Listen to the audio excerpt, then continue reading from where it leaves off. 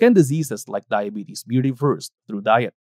So, firstly, let's discuss the concept of using diet as a tool for disease management and reversal. And we have to also define what reversal means. Ang ibig sabihin po ng reversal is actually hindi ka na or wala ka ng sakit. Say for example, may sipon ka, nawalan ka ng sipon o hindi ka na sinisipon, reverse na yung sipon mo. So ganun din sa concept ng disease management and reversal. So the disease or say for example diabetes is reversed kung hindi ka na umiinom ng gamot at nakakakain ka ng pagkaing normal na kinakain ng tao, prutas, gulay, whole grains, nuts, seeds, legumes, karne, no? Na hindi tumataas ang iyong asukal.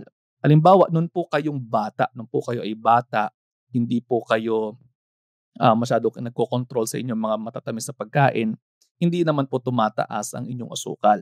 So, kung sasabihin natin na ang disease ay na-reverse, ibig sabihin, wala pong pagtaas ng asukal kapag ka po kayo ay say for example, uminom ng soft drinks, kumain ng prutas, no? Kumain ng asukal, kumain ng tsokolate, hindi po tataas dapat ang inyong asukal. Say for example, magpa-OGTT kayo, no, kung saan meron pong ipapainom sa inyo na matamis, and then kukulan kayo ng blood sugar after 2 hours, and then after 1 hour, after 2 hours, and after 3 hours, hindi po dapat tataas yun. Yun po yung totoong reversal.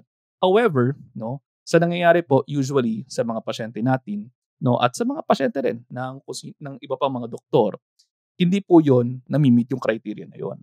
So ibig sabihin, maaaring na ma-mask lamang, no, yung mga sakit-sakit nila. So mamaya pag-usapan pa po natin yan, yung masking ng disease. So diet is actually the first line of treatment. Say for example, if you were diagnosed with pre-diabetes, ang magiging problema natin, no, ay kapag hindi po natin nakain ng tama o hindi tayo kumain ng tama, maaari po na mag-progress ito sa tinatawag natin na diabetes mellitus overt, no? So kapag hindi nyo na-reverse yon agad sa normal state yung pre-diabetes niyo, pwede siyang mag-proceed to overt type 2 diabetes. So in pre-diabetes, we use diet as a first-line approach.